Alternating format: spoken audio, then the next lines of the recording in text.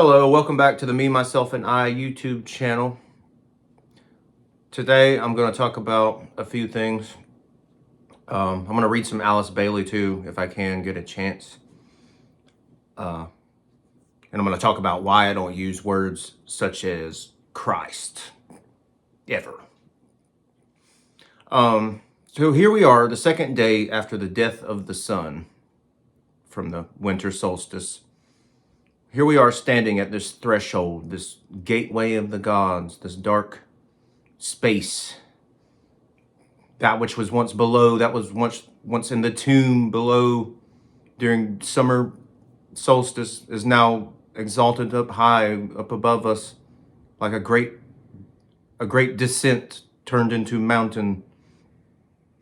What once was the tomb of Osiris and the descendants of spirit down into the underworld has now become the great mountain that we are to climb and rise as the goat, as the story goes of the goat of Capricorn.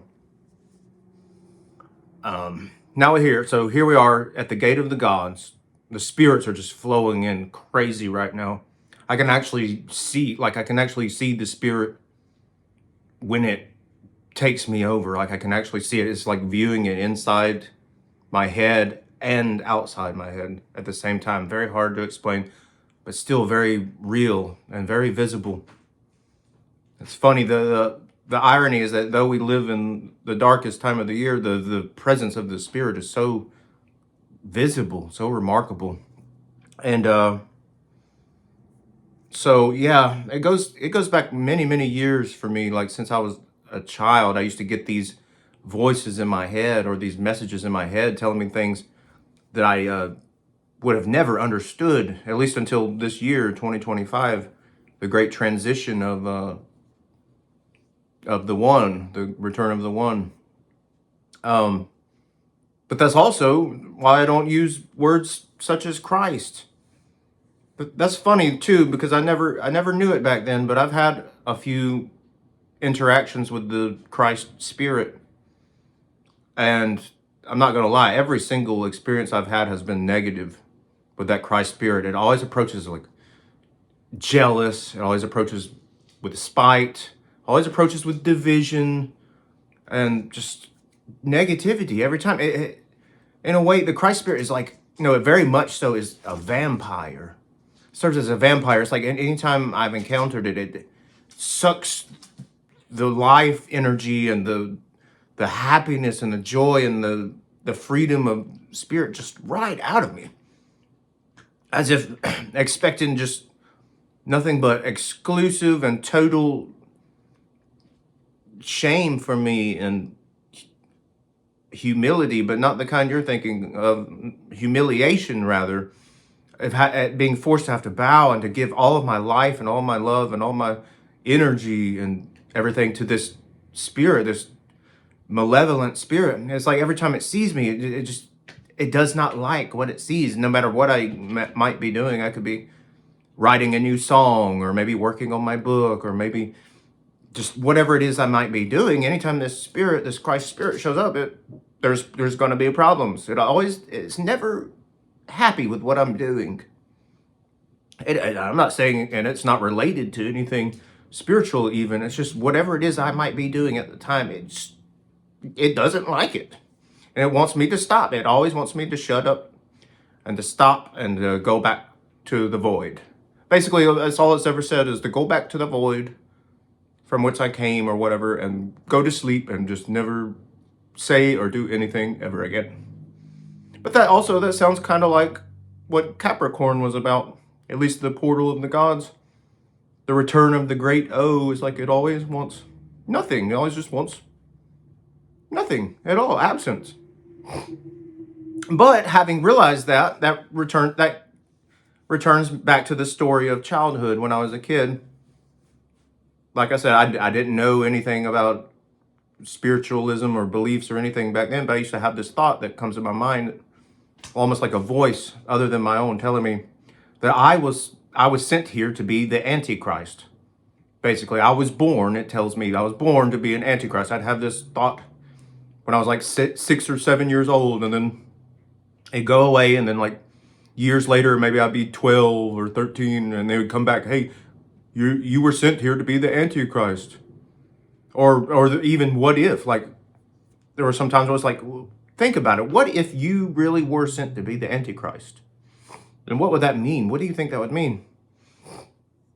And it would go away, and then I'd come back like maybe in my early manhood, early 20s or so, and tell me once again, hey, what if you were sent here and chosen to be the Antichrist? But like I said, I never knew what that meant. At least when I did learn about it, I always had like negative perspectives about it. Like, okay, obviously Antichrist is a negative thing that nobody would want to be. But that leads me to this year, 2025.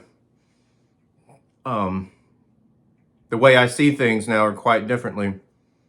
Having had the awakening and the transition and experiencing it firsthand, I see quite differently now. I see the Antichrist was not meant to be a bad thing at all.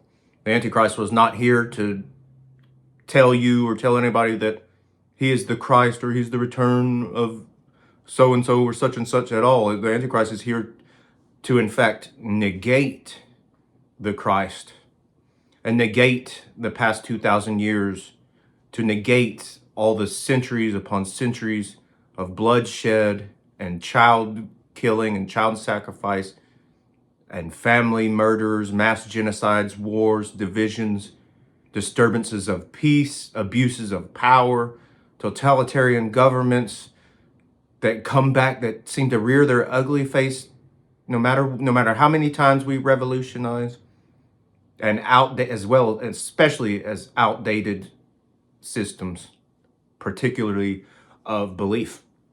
Excuse me.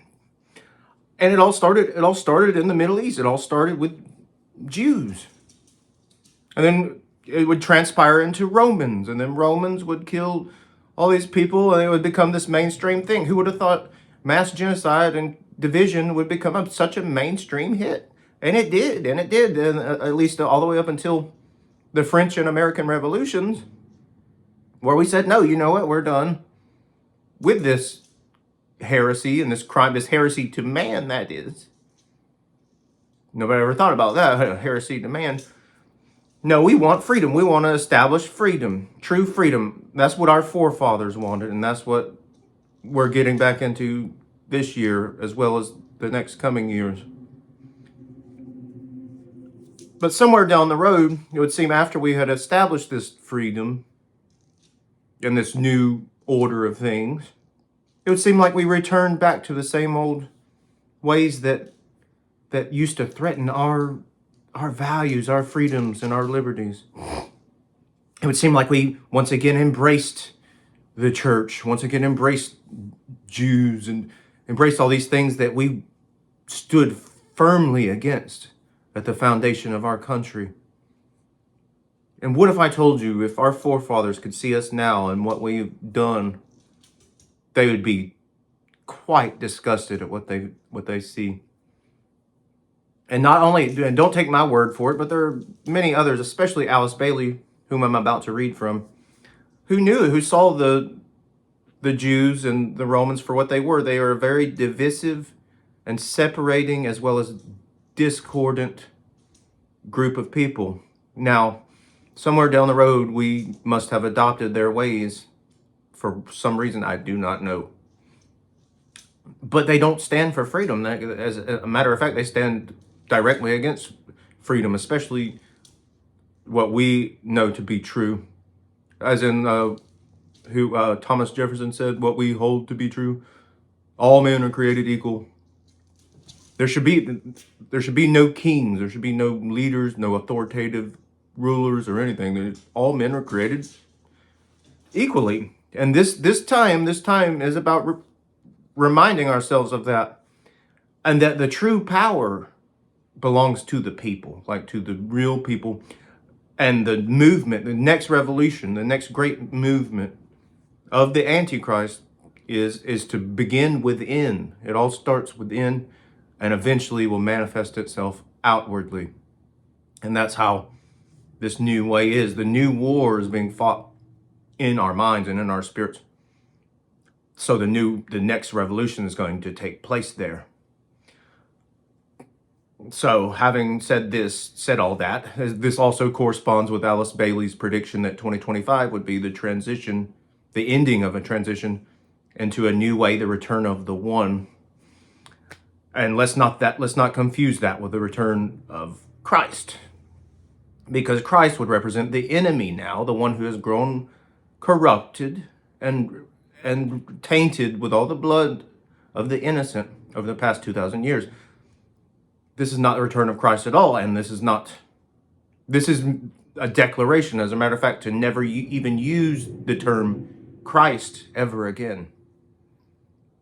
Because that light and that power and that freedom belongs truly to the people, not to any self-proclaimed, self-exalted being. So the return of the Antichrist, or the coming in of the Antichrist, is to present that light and that way to you as a person and to us as a people.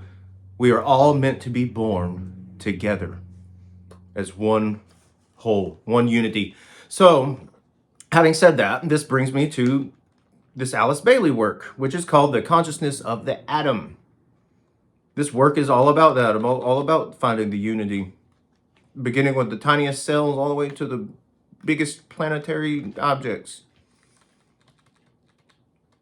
Kind of quite nicely how it lines up with what I'm talking about. Okay, so The Consciousness of the Atom begins with Lecture 1, The Field of Evolution. Let's see here. Let's begin. Right. There has probably never been a period in the history of thought entirely resembling the present. Thinkers everywhere are conscious of two things. Now get this, this was written, or the lecture was given in like 1922, I think.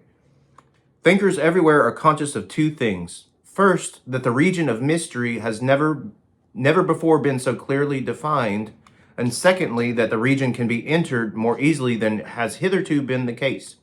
It may therefore perhaps be induced to render up some of its secrets if investigators of all schools pursue their search with determination. The problems with which we are faced as we study the known facts of life and existence are susceptible of clearer definition than heretofore.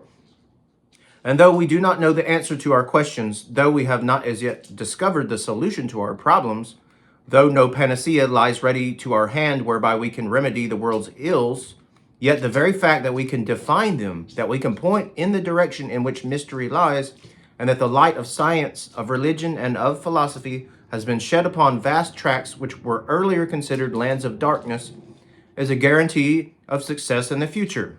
We know so much more than was the case 500 years ago, except in a few circles of wise men and mystics. We have discovered so many laws of nature, even though as yet we cannot apply them, and the knowledge of things as they are, and I choose these words very deliberately, has made immense strides. Okay, so she's addressing the void, addressing the nothingness, the great presence of mystery with which we're in right now in this Capricorn season, and saying, yes, well, the very fact that we can see this void and this nothingness presents a truth of its own. Nevertheless, the mystery land still remains to be opened up, and our problems are still numerous. There is the problem of our own particular life, which, whatever that may be, there is the problem of that which is largely termed the not self, and which concerns our physical body, our environment, our circumstances, and our life conditions. If we are of an introspective turn of mind, there is the problem of our particular set of emotions and of the thoughts, desires, and instincts by which we control action. Group problems are many. Why should there be suffering, starvation, and pain? Why should the world as a whole be in the thrall of the direst poverty, of sickness, and of discomfort? What is the purpose underlying all that we see around us, and what will be the outcome of world affairs, viewing them as a whole? What is the destiny of the human race? What is its origin? And what is the key to its present condition? Is there more than this one life, and is the sole interest to be found in that which is apparent and material? Such queries pass through all our minds at various times, and have passed through the minds of thinkers right down through the centuries. So this not self is like a negation of self, what I'm guessing. Where was it? Emotions. Oh yeah, okay. So people like the one that we are not to mention any longer were the ones that brought these emotions at play, especially lower emotions. Take poverty, for instance. It's a nasty emotion to be in, but it was an emotion imposed upon us by that very person, uh, resulting in the victimization of humanity. Think about it, it's like reverse psychology, telling us to love and all this stuff externally, to give it to some other person externally, while trading our own happiness in return to being victims, to being presented as victims, and to be taught to suffer and to endure all these awful things for the next 2,000 years or whatnot. It was the negation. You see what I mean? So the Antichrist would be the negation of all that, all that nastiness that we let happen. There have been many attempts to reply to those questions, and as we study them, we find that the answers given fall into three main groups, and that three principal solutions are held out for the consideration of men. These three solutions are, first, realism. Another name for this school is that of materialism. It teaches that the presentation which we have in consciousness of an external world is true, that things are what they seem, that matter and force as we know them are the only reality, and that it is not possible for man to get beyond the tangible. He should be satisfied with facts as he knows them or as science tells him they are. This is a perfectly legitimate method of solution, but for some of us it fails in that it does not go far enough. In refusing to concern itself with anything except that which can be proven and demonstrated, it stops short at the very point where the inquirer says, "That is so, but why?" It leaves out of its calculation that much that is known and realized as truth by the average man, even though he may be unable to explain why he knows it to be true. Men everywhere are recognizing the accuracy of the facts of the realistic school and of material science, yet at the same time they feel innately that there is, underlying the proven objective manifestation, some vitalizing force and some coherent purpose which cannot be accounted for in terms of matter alone. And that was what I was just saying too. It was all presented to us externally as matter, as a physical form, leading us away. And that's what they do. That's what the teachers of the previous school do, is they try to lead us away, lead us out from the true holy place, which is within, and is not of matter, not of materialism at all. Secondly, there is the point of view which we can best perhaps call supernaturalism. Man becomes conscious that perhaps after all things are not exactly what they seem to be, and that there remains much which is inexplicable. He awakens to the realization that he himself is not simply an accumulation of physical atoms, a material something, and a tangible body, but that latent within him is a consciousness, a power, and a psychic nature which link him to all other members of the human family, and to a power outside himself which he must perforce explain. This it is which has led, for instance, to the evolution of the Christian and Jewish point of view, which posits a God outside the solar system, who created it, but was himself extraneous to it.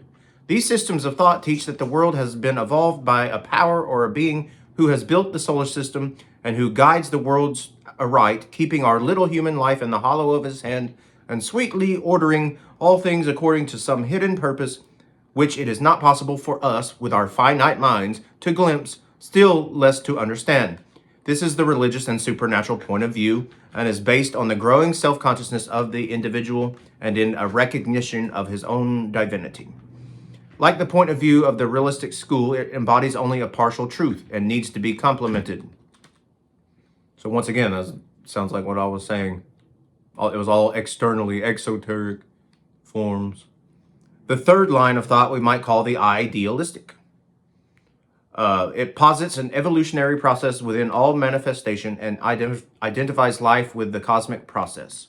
It is the exact opposite of materialism and brings the supernatural deity, predicated by the religionist, into the position of a great entity or life, who is evolving through and by means of the universe, just as man is evolving consciousness through the medium of an objective physical body. In these three standpoints, the frankly materialistic, the purely supernatural, and the idealistic, you have the three main lines of thought which have been put forward as explanatory of the cosmic process. All of them are partial truths, yet none of them is complete without the others. All of them, when followed alone, lead into byways and into darkness, and leave the central mystery still unsolved. When synthesized, when brought together and blended, and when unified, they embody, perhaps, I offer this simply as a suggestion, just as much of the evolutionary truth as it is possible for the human mind to grasp at the present stage of evolution. Now, well, that's fascinating to say that God is still trying to discover who he truly is.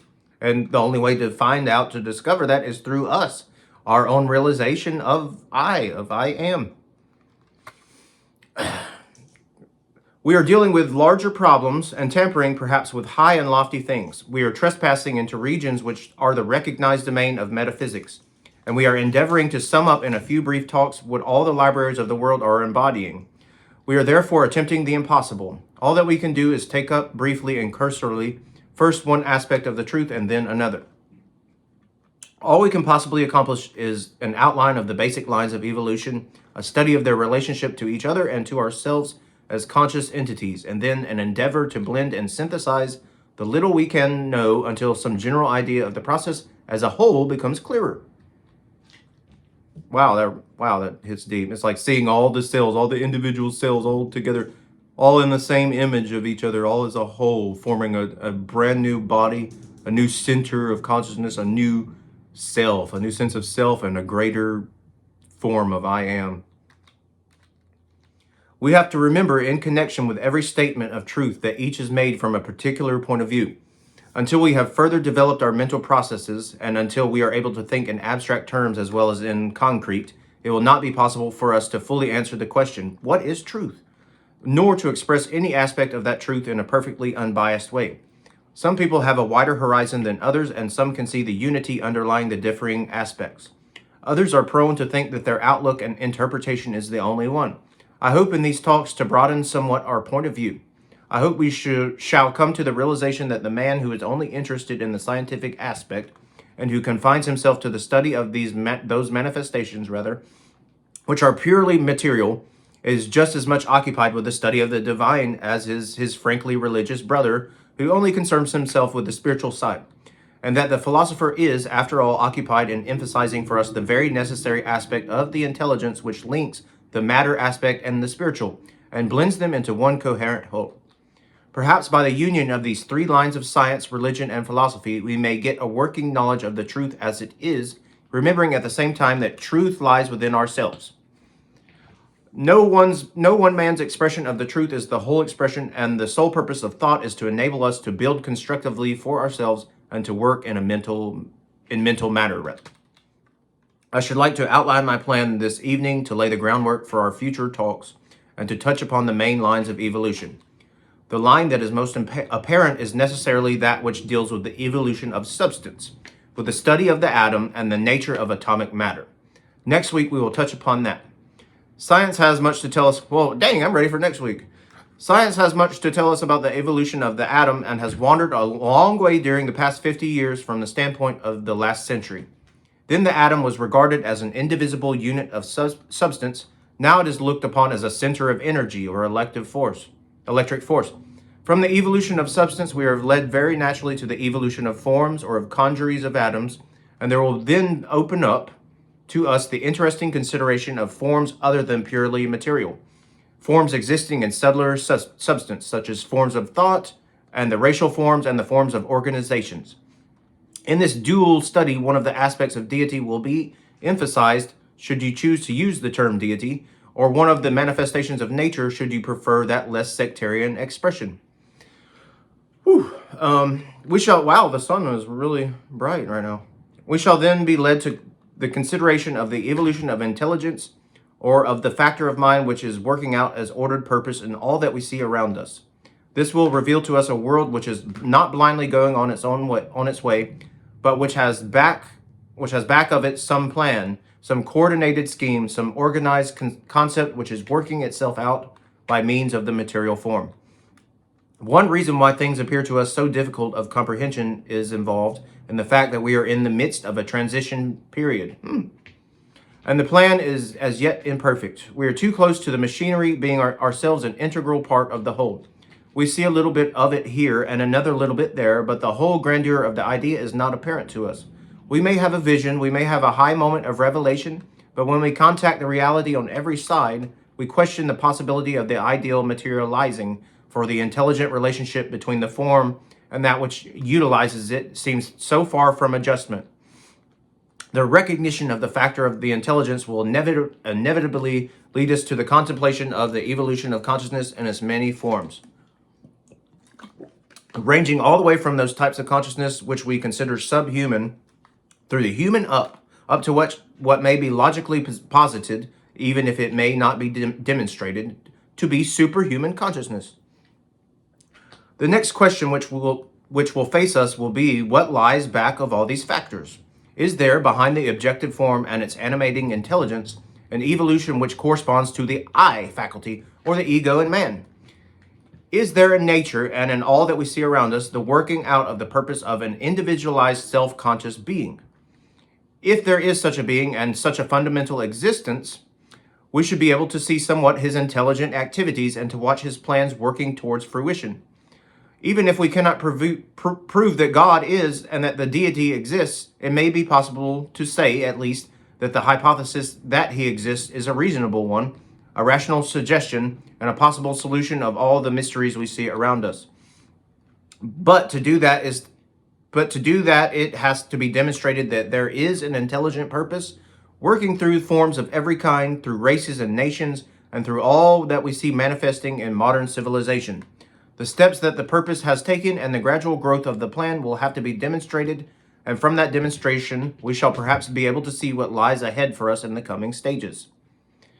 Let us for a minute consider what we mean by the words evolutionary process. They are constantly being used, and the average man well knows what the word evolution suggests an unfolding from within outwards, and the unrolling from an inner center, but we need to define the idea more clearly and thus get a better concept. Wow, that sounds like what I'm writing about right now. Creating new centers, straying away from the central fire. Oh, it goes on so much further than that. One of the best definitions which I have come across is that which defines evolution as the unfolding of a continually increasing power to respond. Here we have a definition that is very illuminating as we consider the matter aspect of manifestation. It involves the conception of vibration and of response to vibration, and though we may in time have to discard the term matter and employ some such expression as force center, the concept still holds good, and the response of the center to stimulation is even more accurately to be seen. In considering human consciousness, the same definition is of real value. It involves the idea of a gradually increasing realization of the developing response of the subjective life to its environment, and it leads us eventually on and up to the ideal of a unified existence, which will be the synthesis of all the lines of evolution, and to a conception of central life or force, which blends and holds together all the evolving units, whether they are units of matter, such as the atom of the chemist and the physicist, or units of consciousness, such as human beings. This is evolution, the process which unfolds the life within all units, the developing urge which eventually merges all units and all groups until you have that sum total of manifestation which can be called nature or God, and which is the aggregate of all the states of consciousness. This is the God to whom the Christian refers when he says, "In him we live and move and have our being." This is the force or energy which the scientist recognizes, and this is the universal mind or the oversoul of the philosopher. This again is the intelligent will which controls, formulates, binds, constructs, develops, and brings all to an ultimate perfection. This is that perfection which is inherent in matter itself, and the tendency which is latent in that atom, in man, and in all that is.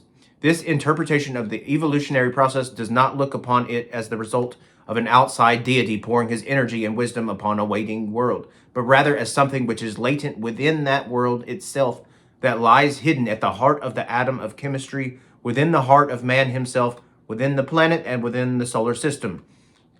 It is that something which drives all on toward the goal, and is the force which is gradually bringing order out of chaos, ultimate perfection out of temporary imperfection, good out of seeming evil, and out of darkness and disaster that which we shall someday recognize as beautiful, right, and true. It is all that we have visioned and conceived of in our highest and best moments. Wow, I just had this thing, the light. We talked about that yesterday, the light that pervades and reveals all the shadows within and sees those shadows to be good instead, necessary, good, and a part of us. Evolution has also been defined as cyclic development, and this definition brings to me to a thought which I am very anxious that we should thoroughly grasp. Nature repeats continuously until certain definite ends have been reached, certain concrete results have been brought about, and certain responses made to vibration. It is by the recognition of this accomplishment that the intelligent purpose of indwelling existence can be demonstrated. The method whereby this is achieved is that of discrimination or of intelligent choice. There are in the textbooks of different schools many words which are used to convey the same general idea, such as natural selection or attraction and repulsion. I would like, if possible, to avoid technical terms because they are used by one school of thought to mean one thing and by another something different. If we can find a word similar in intent, yet not tied to any particular line of thoughts, we may find fresh light thrown upon our problem. Attraction and repulsion in the solar system is but the discriminating faculty of the atom or of man demonstrating in the planets and the sun. It will be found in atoms of all kinds. We can call it adaptation if we so choose, or the power to grow and to adapt the unit to its environment through the rejection of certain factors and the acceptance of others. It shows itself in man as free will, or the power to choose, and in the spiritual man it can be seen as the tendency to sacrifice, for a man then chooses a particular line of action in order to benefit the group to which he belongs, and rejects that which is purely selfish. See, this kind of goes in contrast with what I was saying at the beginning of the video, that atoms also have discriminatory features, but I think that's just to preserve life better. I do. And what she's saying is to go away from just purely selfish intents, which kind of lines up with what I was saying earlier. We might finally define evolution as ordered change and constant mutation. It demonstrates in the ceaseless activity of the unit or the atom, the interaction between groups, and the endless play of one force or type of energy upon another. We have seen that evolution, whether it is of matter, of intelligence, of consciousness, or of spirit, consists in an ever-increasing power to respond to vibration. That it progresses through constant change by the practice of a selective policy or the use of the discriminative faculty, and by the method of psychic development or repetition. The stages which distinguish the evolutionary process might be broadly divided into three, corresponding to the stages in the life of a human being: childhood, adolescence, and maturity. Where man is concerned, these stages can be traced in the human unit or in the race, and as the civilizations pass on and increase, it should surely become possible to trace the same threefold idea in the human family as a whole, and thus ascertain the divine objective through the study of his image or reflection, man. We might express these three stages in more scientific terms and link them with the three schools of thought earlier referred to, studying them as A, the stage of atomic energy, B, the stage of group coherency, and C, the stage of unified or synthetic existence. Let me see if I can make my meaning clear. The stage of atomic energy is largely that which concerns the material side of life and corresponds to the childhood period in the life of a man or a race. It is the time of realism, of intense activity, of development by action above all else, or pure self-centeredness and self-interest. It produces the materialistic point of view and leads inevitably to selfishness.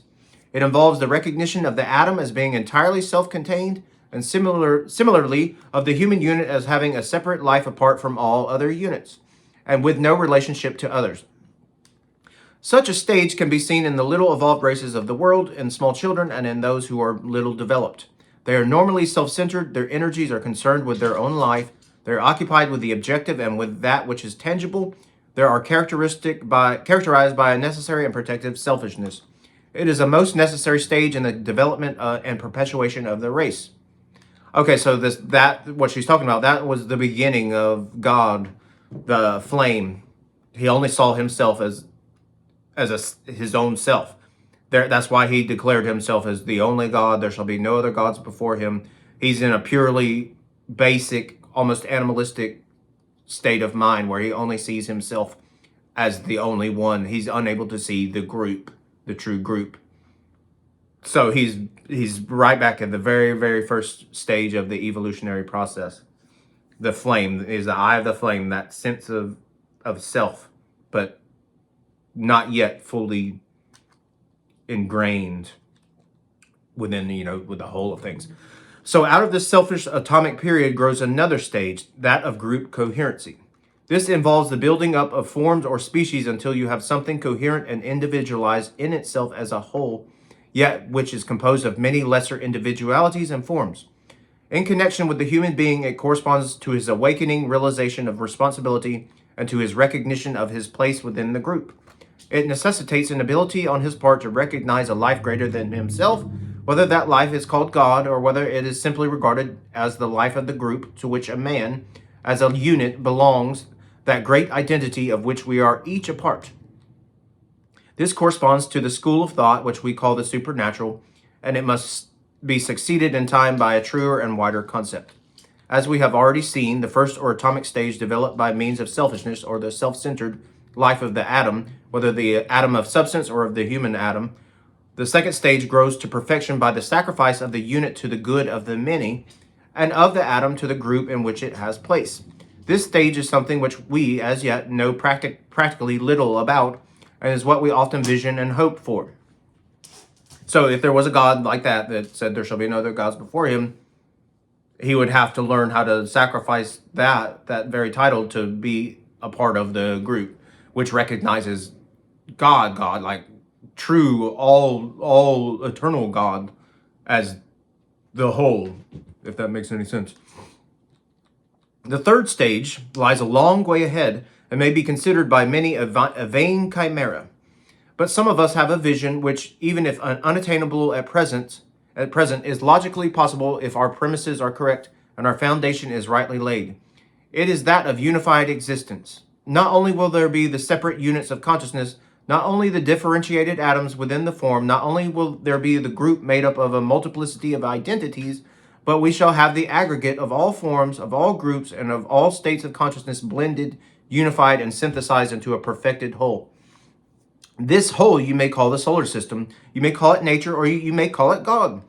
Names matter not. It corresponds to the adult stage in the human being. It is analogous to the period of maturity and to that stage wherein a man is supposed to have a definite purpose in life work and a clear-cut plan in view, which he is working out by the aid of his intelligence.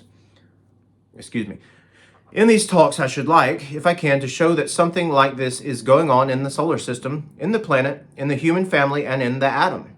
I trust that we can prove that there is an intelligence and underlying all, and that from separation will come union, produced through blending and merging into group formation, and that eventually from the many groups will be seen emerging the one perfect, fully conscious whole, composed of myriads of separated identities, animated by one purpose and one will.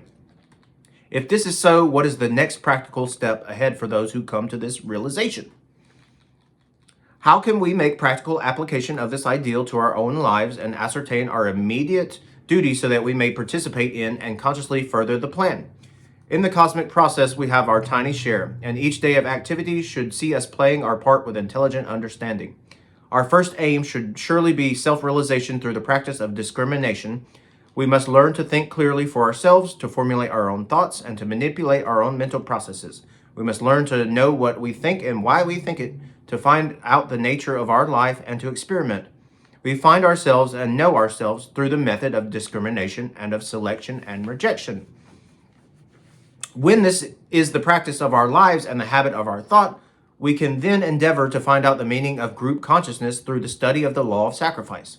Not only must we find ourselves through the primary childhood stage of selfishness, and surely that should lie behind us. Not only should we learn to distinguish between the real and the unreal through the practice of discrimination, but we should endeavor to pass on from that to something very much better. For us, the immediate goal should be to find the group to which we may belong. We do not belong to all groups, nor can we consciously realize our place in the one great body, but we can find some group in which we have our place, some body of people with whom we can cooperate and work, some brother or brothers whom we can succor and assist. It really involves the conscious contacting of brothers of the ideal of brotherhood. And until we have evolved to the stage where our concept is universal, it means finding the particular set of brothers whom we can love and help by the means of the law of sacrifice and by the transmutation of selfishness into loving service. Thus, we can cooperate in the general purpose and participate in the mission of the group. Next week, we will follow out some of these ideas in connection with the evolution of substance and the part it plays in the general scheme. So that aligns with yesterday. I mean,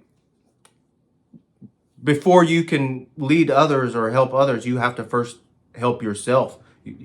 How can you give the light to others when you have not it within? So it all begins with self-awakening. You must first self-initiate and self-awaken yourself into it, and then you can be a service to the group. Excuse me, to the group. But that also means after finding that self, after pursuing the left-hand path of self-empowerment, now you must learn how to sacrifice that self that you got to know so well so that you may present it to the whole. And then once you do that, then we can begin to move on to full-blown unity, which is like, whoa. All right, well, thank you for your time. I guess I will see you guys tomorrow. Have a good one.